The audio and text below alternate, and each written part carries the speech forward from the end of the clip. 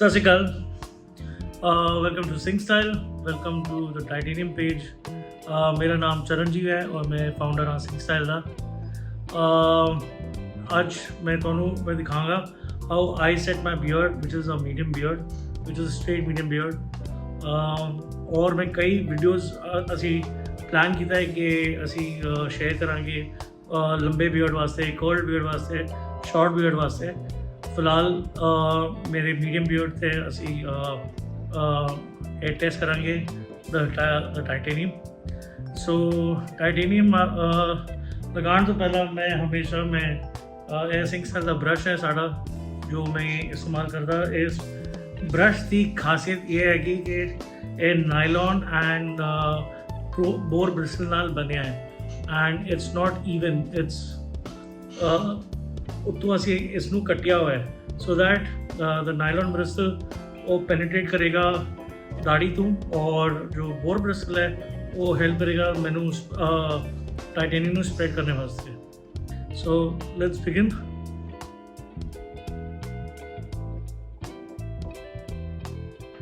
हाँ हुण मेरी दाढ़ी एकदम प्रॉपरली स्ट्रेटेड हो गई है। सेकेंड चीज़ मैं अप्लाई करांगा हुण द टाइटेनियम। ना हुण टाइटेनियम और अ मीडियम बियर्ड और a long beard it's a very easy thing. और जिस दी स्ट्रेट बियर्ड है उसके नाल भी काफ़ी ईजी है। उन्होंने खाली बेसिकली 1 to 2 ounces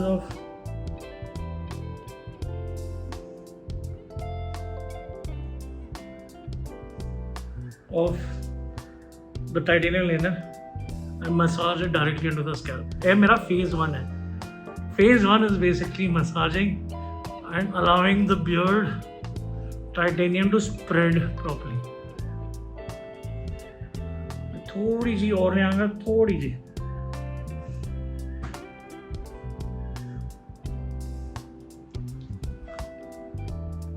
और जो मेरे स्टबन बियर्ड है जो साइड से है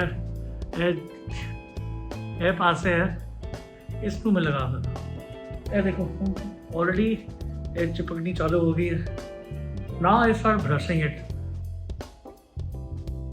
Press and push, press and pull, press and pull, press and pull. This is the right way of doing it.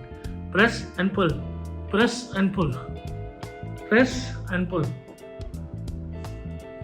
Right? ये हो गया मेरा। Now I use a rubber band.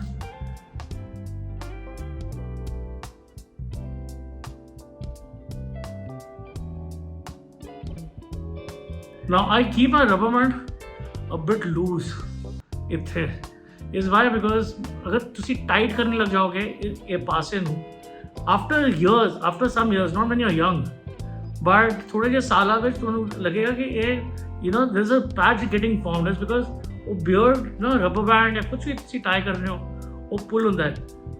if you notice even बचपन ते असी जूड़ा जब बंदे सी as he started aging वो थोड़ी जी इत्थे इत्थों साढ़े वाल पिछे जाने लग जाते हैं क्योंकि वो असी खिंचते हैं बालों को। So always try to keep this a bit loose and if you feel like ये खुल जाएगी don't do anything else, just any beard 2 या 3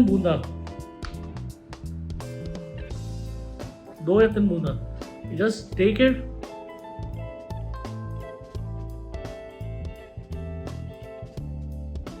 and tuck it in.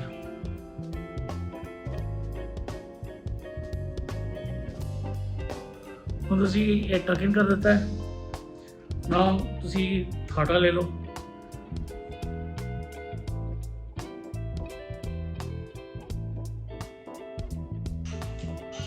ਠੀਕ ਹੈ ਸਲਾਈ the my style which I use मैं beard brush ਨੂੰ back panel भी यूज़ करना इस तरह नाल ये बेसिक कंप्रेशन एजेंट होता है। Thatta is nothing but a compression agent. it tries to press the beard against the because I need to get ready for the next shoot। मैं होनी तैयार भी हो जाना। चलो जी You will also see my turban style, how I tie it.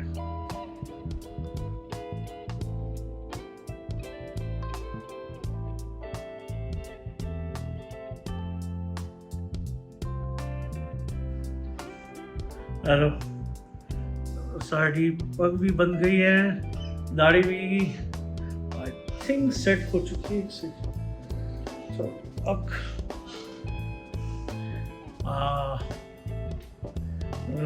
दाढ़ी भी set हो चुकी है। सतनाम शिवाय को